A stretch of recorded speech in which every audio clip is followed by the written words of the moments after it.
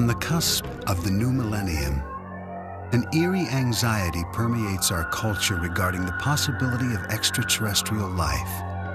Surveys show that a third of all Americans believe in UFOs. Nearly 5 million claim they have encountered alien beings. Scientists remind us that these fantastic sightings are unconfirmed and unconfirmable.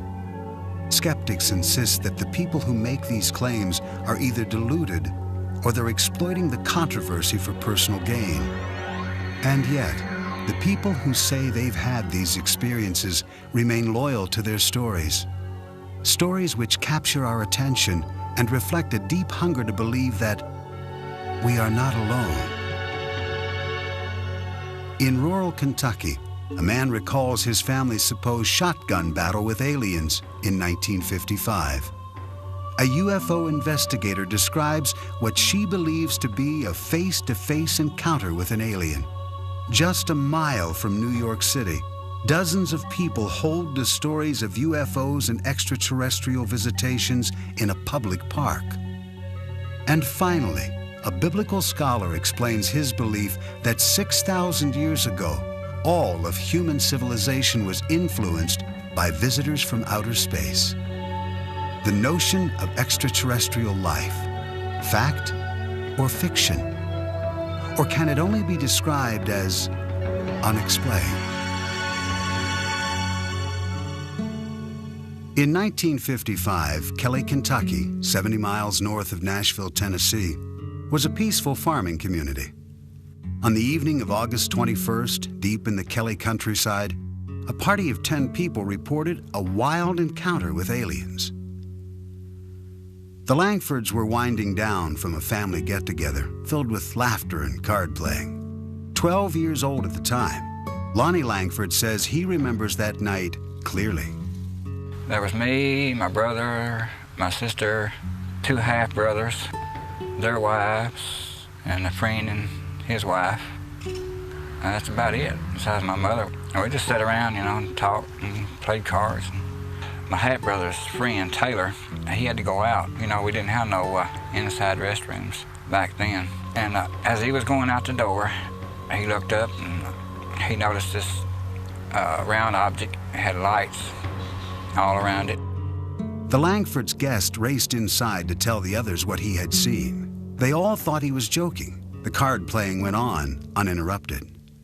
Finally, everyone turned in for the night, everyone except Lonnie's mother.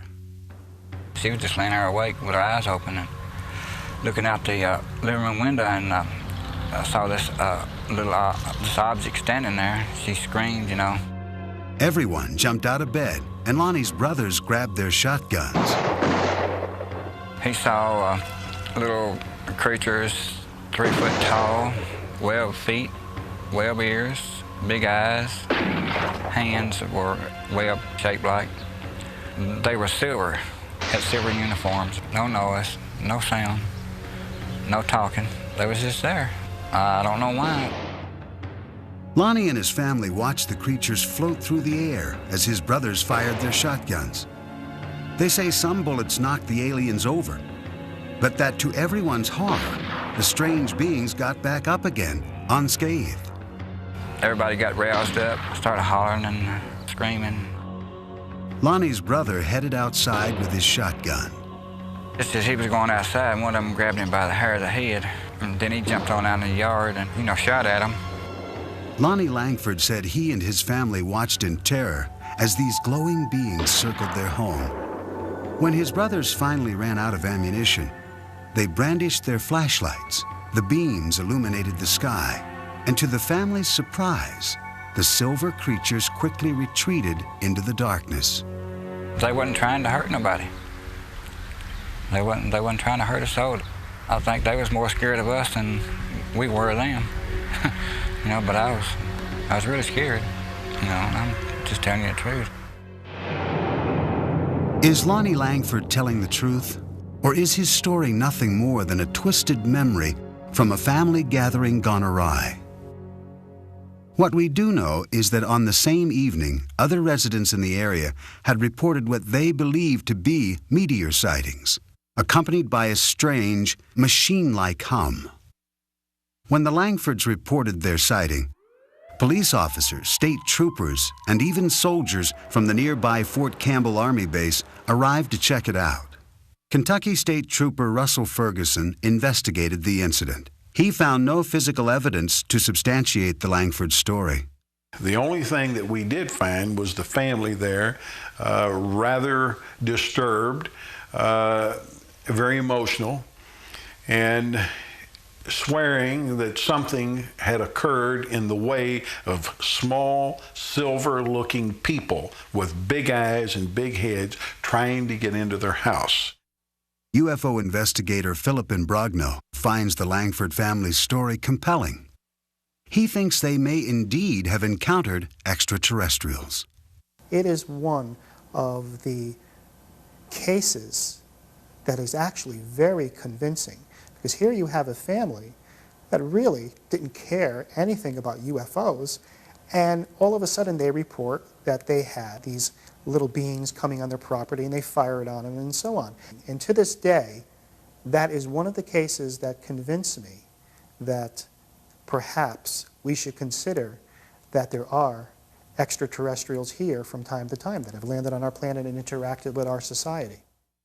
During the time of the Langford sighting in the mid-50s, Americans of all walks of life were enthralled with space-age images, and a new wave of science fiction movies was coming out of Hollywood, many of which were based on the growing anxieties surrounding the Cold War.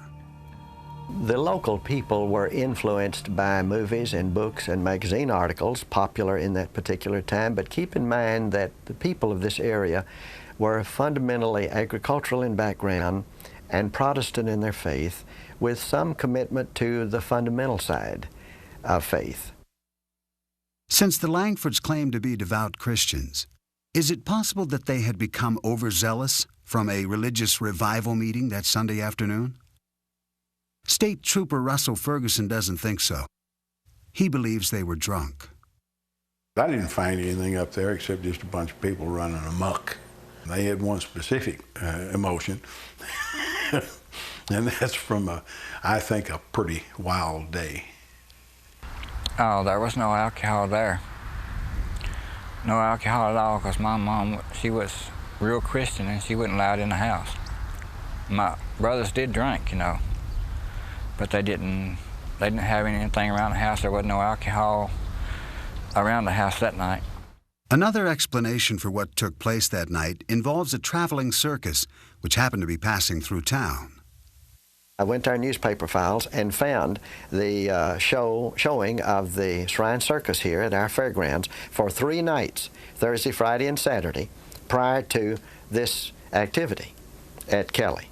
It's certainly possible that monkeys were in that traveling troupe of the Shrine Circus, and it is possible that some of them could have escaped. Some people said it was monkeys from a circus. I didn't know that there was a circus at the time, and neither did my family. There ain't no silver monkeys. How can a monkey be silver? If these strange visions weren't brought on by excessive drinking or playful chimpanzees, what really happened? One author on paranormal phenomena, Greg Little, thinks there could be a scientific explanation. This part of Kentucky lies on a major fault line. Little points out that tectonic pressures in the earth can create unusual forms of electromagnetic discharge, strong enough to disorient people. These electromagnetic plasmas have this enormous, powerful electromagnetic field around them. And when a person gets close to this field, it does interact with brain biochemistry. It also produces serotonin, a substance that is biochemically identical to a hallucinogenic drug called dimethyltryptamine, which is a 30-minute LSD trip, which, gee, if you had a 30-minute LSD trip when you were asleep, what would we call that? A dream. Dreams, nightmares, few, if any, will ever be sure of exactly what happened that summer night in 1955. I have no idea why the aliens visit me. Maybe they're just passing over and something got curious and wanted to come down. I don't have no idea. Why do you think God put all those other planets out there and all those moons and all those other suns and just left this one with life on it? All the rest of them out there is without life now. I ask you, if you were suddenly capable of going from here to Mars or the sun or whatever other planet, and you were coming to Earth with all that technology that was available to you. Now, surely to hell you wouldn't land in Kelly, Kentucky, when we've got the nation's capital and all the other big cities and what have you. No, I don't think so. One thing is certain. Lonnie Langford and his family did not go out seeking extraterrestrials that August evening, and the memory has haunted them ever since. There are areas around the world which are known as so-called UFO hotspots because of the frequency of reported sightings. Pine Bush in upstate New York is one of those places. That is what attracted UFO investigator Ellen Crystal. This is where she actively attempts to initiate contact with aliens. Having written a book on her experiences called Silent Invasion, she believes her 20 years of research, including over 1,000 photographs, offers evidence of the existence of extraterrestrial life. It really takes a certain mentality to do it in a cohesive way so that you come away with some research. I mean, there's people like me trying to collect research and successfully doing it and trying to have close encounters where you can use equipment and machinery that actually works and registers. Ellen first began searching for extraterrestrials in the countryside around Pine Bush during the early 1980s. At that time, a psychic told her that she had been cured by aliens during a severe childhood illness. She basically did a reading with me, and she said, when you were 4, you were really sick, and she said, I see the ship above a White House, and they healed you.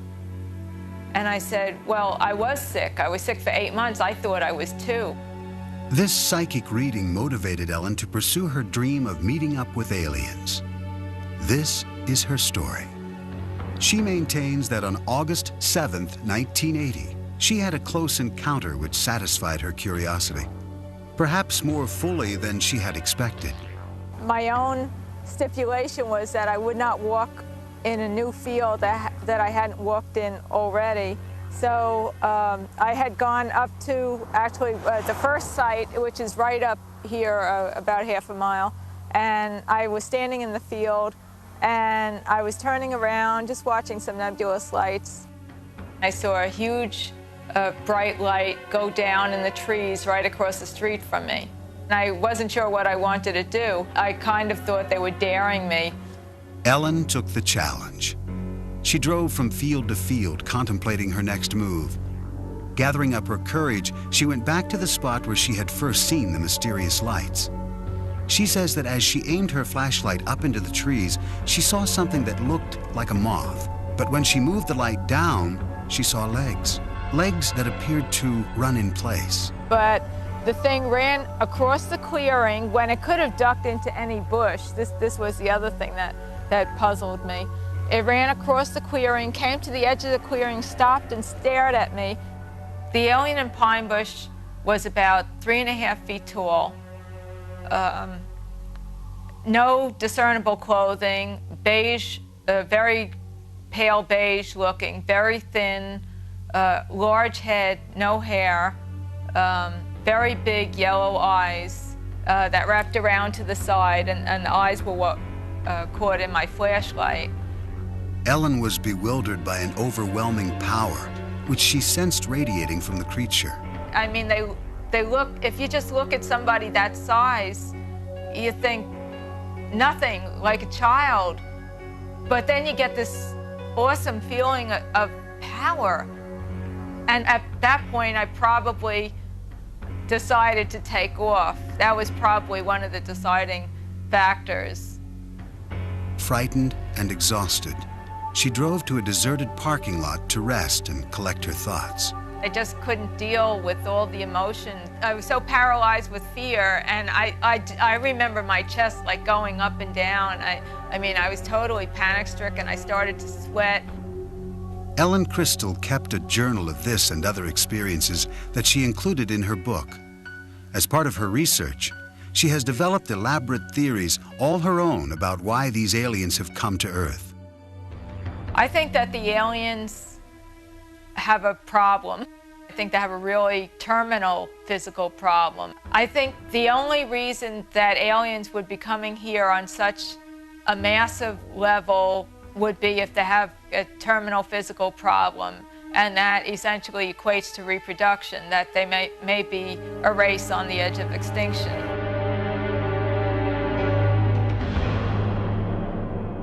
Are Ellen Crystal's claims of extraterrestrial incursions into upstate New York to be believed? Or is she subscribing to a type of modern-day mythology? Professor of Sociology at Northwestern University, Bernard Beck, thinks this is the case. There are some people who are saying when the extraterrestrials come, they are so smart and so accomplished just by virtue of the fact that they got here, that they'll bring with them all sorts of things to make our lives better. They'll take care of us. And like anything that is created by ordinary people in their masses, through culture, through talking over back fences and talking over lunch and talking over a beer at a bar, it creates a culture, expectations, and a sense of the way these things are supposed to go. According to fellow UFO investigator Philip Imbrogno, Ellen's expectations are so intense that, combined with her apparent fascination with science fiction, her objectivity is severely compromised. I believe that Ellen Crystal is very sincere about what she's doing. I question some of her methods of investigation and some of her conclusions as to what she is collecting. When she looks at her evidence, she says this can be nothing else but ETs. Okay? When I look at her evidence, I say, well, you've got something here. There are a lot of unexplainable sightings, but I don't think she has enough evidence to actually put a label on it to say this is an extraterrestrial spaceship. Many of the UFO sightings in Hudson Valley occur around the Stewart International Airport near Pine Bush. Airport manager and retired air traffic controller Ken No is familiar with these claims. People can see meteors, which are pretty spectacular sights sometimes. Most of the sightings that I've heard of are in the evening, and various airplanes have different kinds of lights, different configurations of lights, and if people aren't looking at the night sky all the time, or a great deal of the time, they may find something unusual looking. Adding to the confusion, in the summer of 1988, during a rash of reported UFO sightings, a group of pilots decided to play a practical joke on the residents of the Hudson Valley. They flew in an echelon formation, or if you like, a V formation, in small light aircraft, which don't make a great deal of noise, and they looked pretty impressive. And so it was quite an impressive sight. And a number of people reported that as a UFO, which probably was the pilot's intention in the first place, to have some fun with folks. It caused quite a stir for a number of years. Ken No and other local air traffic controllers remain skeptical of Ellen Crystal's conclusions and of her UFO video research. I have seen some of her work, some of her photographs, and I think they're certainly questionable. These tapes were shot near the Stewart International Airport. Clearly looks like an airplane to me. I see flashing strobe lights as anti-collision lights, and what may be two landing lights on the wingtips of the aircraft. Again, this clearly looks to me like a slightly out of focus video of an aircraft. I think you can clearly see this is probably a large jet aircraft. At this point on the tape, you can even hear the engines. Looks like an airplane to me. Ellen's photographs fail to hold up under any scientific scrutiny. Another problem is that her reported sightings tend to take place when she is alone. Psychology professor Hubert Dolezal says that when Ellen's psychic told her that aliens had cured her during a childhood illness, it may have caused these delusional sightings. I'm sure people talked. The family probably mourned, cried. She was probably told she might die, or chances are she perceived that and picked up on it. And then she's told that someone out of the ordinary, someone out of the medical community is responsible for her healing. Perhaps the most important event in her life. She has life. Psychologically, I liken this with someone who finds out somewhat late in life that he or she was adopted. and the terrific human need to make contact. Many UFO sightings are easily explained. Yet when more than one person claims to see the same object at the same time from different vantage points, the reports become harder to dismiss. Hudson County, New Jersey, the town of North Bergen, a middle-class suburb across the river from New York City. Its residents are hard-working, educated professionals who tend to be realists. This is also a place where there have been persistent claims of alien and UFO sightings. George Obarski owned a Manhattan liquor store and drove the same route back to his home in North Bergen, New Jersey, every night for decades. At 3 a.m. on the morning of January 12, 1975, as he was driving through the local park, his radio reception suddenly became distorted. He related the subsequent events to UFO investigator Bud Hopkins, who recorded his story with a portable tape recorder. Well, I would say that thing was 30 feet across. It was a big thing. Yeah.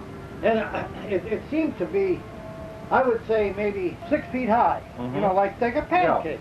It was blown up and like a pancake. Right. And the thing landed right ahead of me. He described small figures who got out. He said they looked like kids in snowsuits.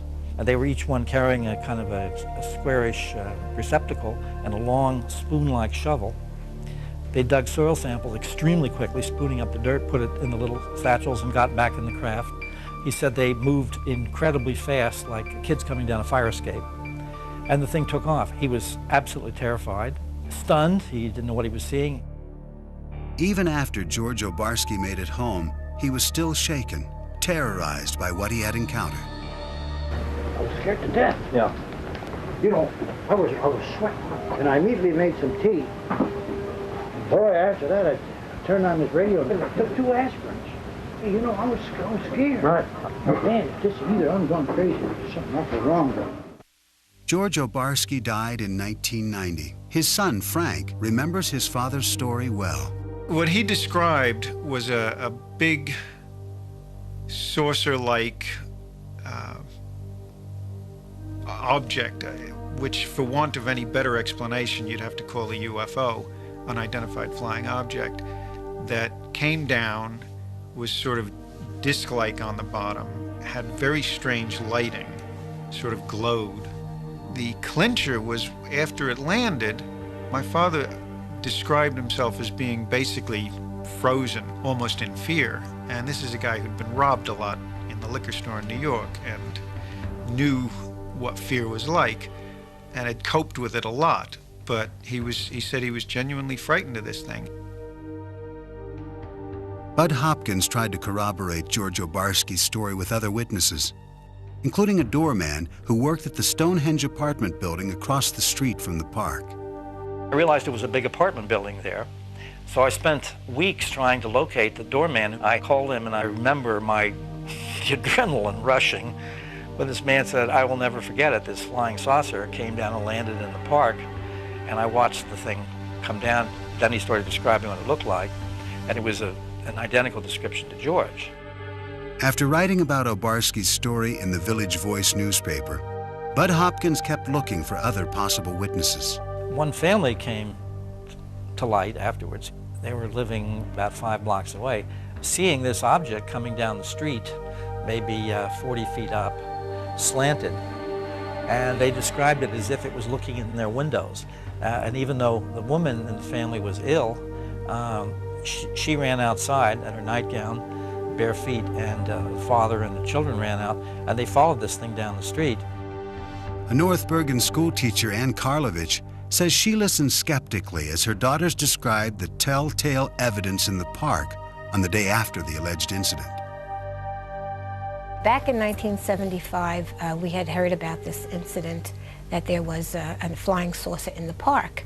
So my daughter and her friends went down to the park to see what was going on, and they all kept running back saying they saw rings and burn marks in the grass in the field down near the softball field. And they told me the whole story about broken windows, that the Stonehenge had a large glass facade and it was broken by a beam of light that hit it. The kids were awfully excited about it. Frank Obarski also went to the site with his father. He knew him as a practical man, so it was difficult for him to understand why his dad held to such a seemingly irrational story. He didn't show much interest in things that couldn't be proved or disproved, or that didn't apply to everyday life. And this was one of those categories that he felt didn't apply to everyday life. So I had a lot of trouble reconciling my knowledge of my father with this story he was telling me. He said, you know, I've lived a long life as honorably and truthfully as I was able to. And he said, a man doesn't do that for over 70 years and then throw it all away by making up some foolishness. Since the alleged sighting made famous by George Obarski in 1975, residents of North Bergen, New Jersey have reported seeing dozens of UFOs on a number of different occasions. In the early evening of July 6, 1986, Wall Street investor Ron Lee and artist Nanetta Nappy were enjoying the sunset on Hurd Terrace in the Stonehenge apartment complex. I just said, what the heck is that out in the sky? I was just staring out and I saw something that was unidentifiable to me. And Nanetta and I looked at it and it wasn't moving. It didn't have any sound. And we just followed it with our eyes and tried to guess what that could be. Had it had a motor sound to it, I would not have been suspicious, but the fact that it was so silent and large, it was a large-shaped object, it drew my attention even further. I might have just ignored it. It was oval, and it had three sets of lights underneath it. And it just kept stationary in the sky for 5-10 minutes, and then at some point, it just took off and went south in a fashion without gaining momentum, but just going straight off with accelerated speed beyond what I was used to seeing. And shortly after that, very shortly, we heard noise and then saw military aircraft following it. The next day, sightings of this UFO were reported in the press. Nanetta was not one of the people who had called the local officials. Now, you don't want to talk about things that people could think that you're a little strange thinking about it. I was in denial about it because I didn't want to accept or believe that this thing did not have a rational reason behind it. 2 years later, in the same area of New Jersey, disc jockey Dave D'Elia claims he witnessed an unidentified flying object on St. Patrick's Day in 1988 over North Hudson Park. D'Elia says he was driving home when he noticed something in the sky. He pulled over.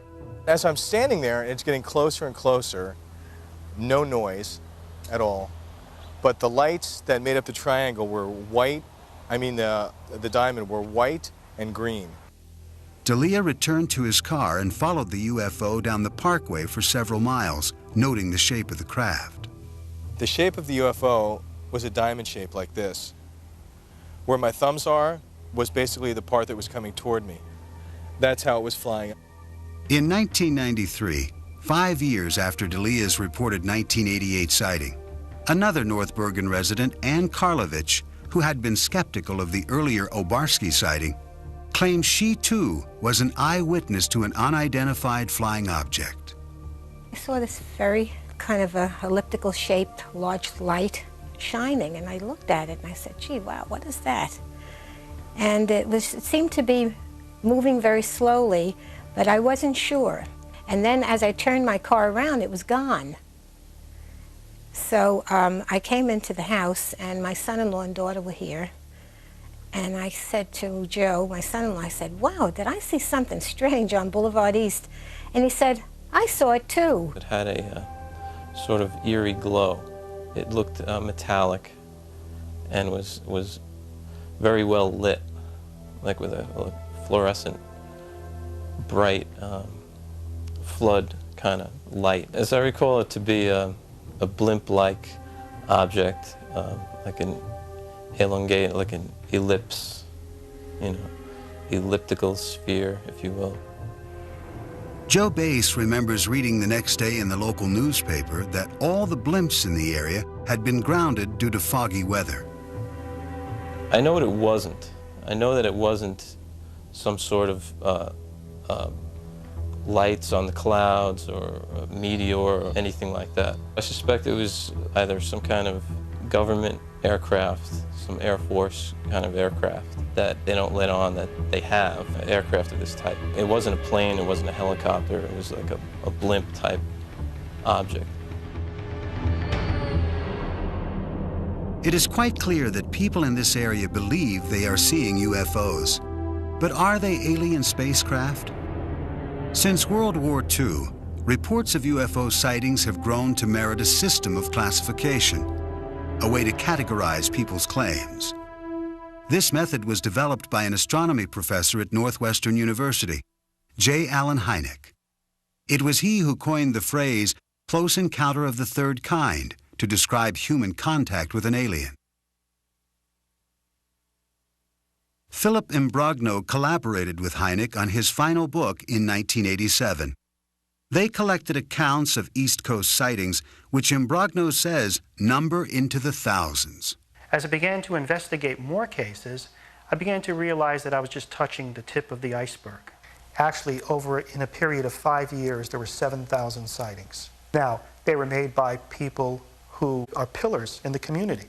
Police officers, pilots, lawyers, educators, scientists, executives from major corporations, all saw an object that they considered to be larger than a football field flying overhead. Psychologist Hubert Dolezal maintains that UFO believers are mistaken in what they think they are seeing. What we're looking at is a perceptual phenomenon where the background information is either dark conditions or dusk conditions, and where there's very little visual structure against which the object appears. Add to that the question of, does this person have myopia, nearsightedness, and astigmatism, suffers from any other kind of visual defect? And now you're looking at the question of not only unidentified moving objects, but unidentified stationary objects. I know what I saw. That's the only thing I can say. I know I saw something that didn't look like anything else I had seen before. Syndicated columnist Sally Deering grew up in the North Bergen area. She's heard dozens of the local UFO stories, and she thinks any belief in aliens and UFOs is ridiculous. They jump to UFO. And I think they jump to that too quickly. There's a lot of ways you could explain a lot of these things that we see. And I think that people just want to believe, they'll go from A to alien before they'll go to A to B. And I remember back in the early 70s how we would read books, Robert Heinlein's Stranger in a Strange Land, Kurt Vonnegut's books, and we would accept science fiction as some kind of metaphor for what we were living in at the time. This sort of feeling of being outcast in a society. Are alienated people confusing science fiction with reality? According to Professor Dolezal, those who claim to see aliens and UFOs may be experiencing a psychological need to be a part of a trend, something bigger than themselves, thus latching on to observations which have little or no supporting evidence. What I do believe is going on, it's the proverbial bandwagon effect, that it's popular to be included and to be part of this. It is becoming more and more accepted. The onus of you're nuts, or there's something wrong with your brain, or you're a liar has been vastly decreased. I think people are more open to the possibility. I believe every human being wants to be part of something that is special, that is important, that is exciting. Certainly with the advent of human beings becoming more sophisticated in terms of space travel, our own yearnings to be in space and to populate other planets, I think all of that has fueled, and reasonably so, this entire belief system and movement. Although skeptics like Professor Dolezal give compelling reasons why people think they see things which are not really there, believers remain irritated by the general skepticism they encounter. Franco Barsky is still perplexed by his father's alleged experience. It really bothered him that people thought he was lying about this. And that's the thing that I find the most compelling about this whole story, and the thing that I have the most trouble with. I suppose it is frightening because it's the unknown. Things that are not really part of the known are frightening. It just came and went, and I could be wrong, but I think that was really a once-in-a-lifetime event where I saw something that's unexplained. Approximately 6,000 years ago, in southern Mesopotamia, a people known as the Sumerians developed an advanced society. As with the ancient Egyptians, many aspects of Sumerian culture remain cloaked in mystery. Zachariah Sitchin is a biblical scholar and expert on ancient civilizations. He believes that extraterrestrials called the Anunnaki visited this planet and influenced the Sumerian culture, a culture which attained heights that have not been matched until modern times. They had incredible knowledge of the heavens, of astronomy, of mathematics. They had high-rise buildings. They were the first to introduce the wheel. They had art, they had music, they had dance, they had laws, they had courts, they had judges, they had kings. Everything that we consider essential to a high civilization appeared there almost overnight 6,000 years ago. Sitchin bases his beliefs about the extraterrestrial influence on the Sumerian myths, which were written on ancient tablets. He contends that these myths describe actual experiences with the extraterrestrials known as the Anunnaki. The following text describes an assignment given to the ancient astronauts. Some were told to orbit and guard the Earth, while others were sent down to settle. Assigned to Anu to heed his instructions, 300 in the heavens he stationed as a guard, the ways of Earth to define from the heaven and on Earth. 600 he made reside. After he all their instructions had ordered to the Anunnaki of heaven and of earth, he allotted their assignments. I surmise from those various texts, they were losing their atmosphere on their planet, whether because of natural causes or ecological developments. According to Sitchin, these texts describe the Anunnaki coming to Earth to acquire gold particles, which they would use to shield their atmosphere.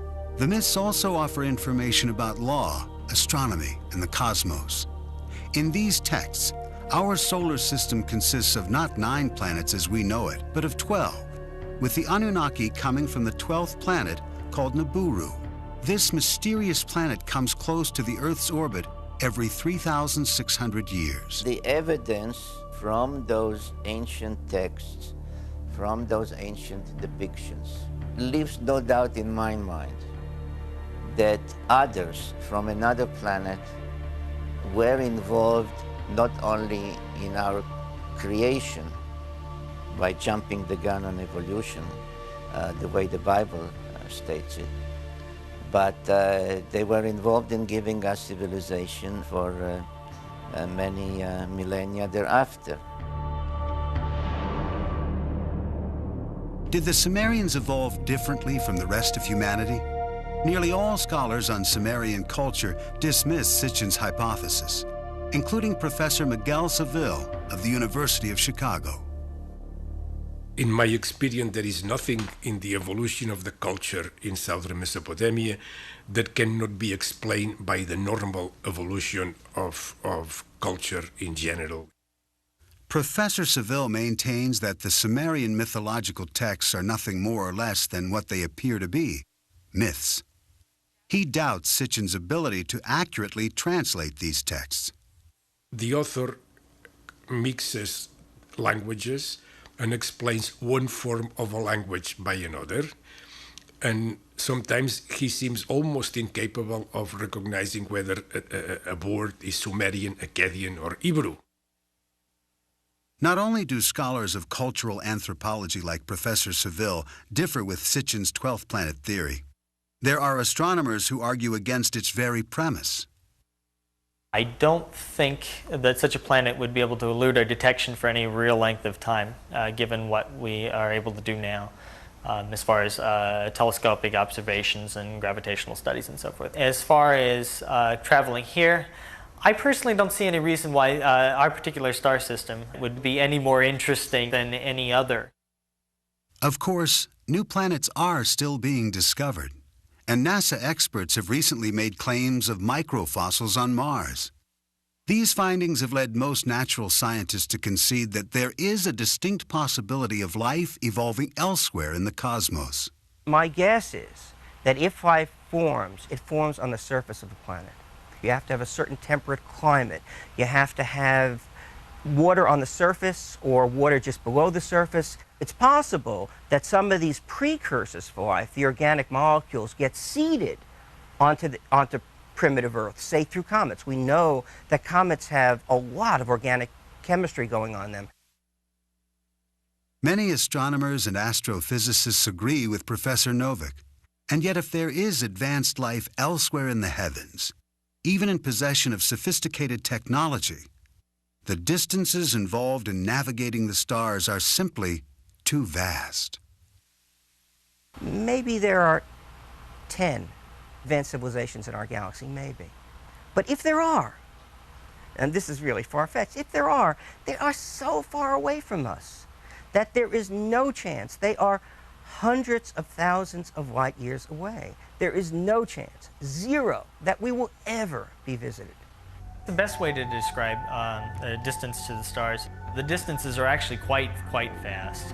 The distance from here to the galactic center, we're just talking roughly 30,000 or so light years, I believe. There are those that maintain that the current surge in extraterrestrial sightings is best explained as a substitute for traditional religion. If you take an adherence to a divine being, a god, what a religious belief one may want to adhere to, in the absence of such a religious belief, I think there, or as a supplement perhaps, there may be a need to say there is something more sophisticated, wiser, more technologically advanced. And it seems to me that this is a reasonable supplement to say as a substitute for religious beliefs per se. Our needs are so great emotionally for some kind of religious center, and our fears, our paranoid fears are so great that it's extremely difficult to look at this objectively, and yet that's what we must do.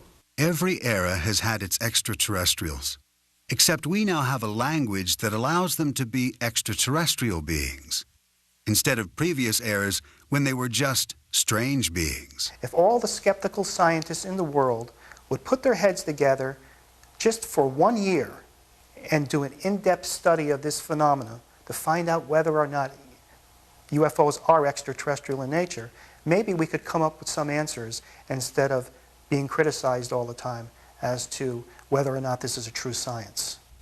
Somehow we as scientists have failed in explaining to people that there are things about the universe that we really do understand. We don't know everything, but we know a lot. And there are things that we can just rule out. And people just don't buy this. And I find that very sad, that the culture of modern science has not really sunk in the culture of our nation. Bud Hopkins believes that if modern science would not completely rule out UFO claims, if they would just investigate a fraction of these sightings, they would indeed reach a larger audience. What I like to say is that an extraordinary phenomenon, which this undeniably is, no matter what your point of view is about it, an extraordinary phenomenon demands an extraordinary investigation. The way science works is that if there were something out there that was credible, if there was real good evidence and things could be followed up and said, yes, in fact, I see what you're talking about, people would love that. If there was anything to it, it would be embraced by the scientific community. Though skeptics will insist that all the thousands of claims of alien sightings do not add up to a single scientific confirmation, people will go on reporting them, asserting with equal fervor that what they saw was real. But without physical evidence, we are left only with assumptions. Some choose to believe in the existence of extraterrestrial life, rather than tolerate the uncertainty of the unexplained.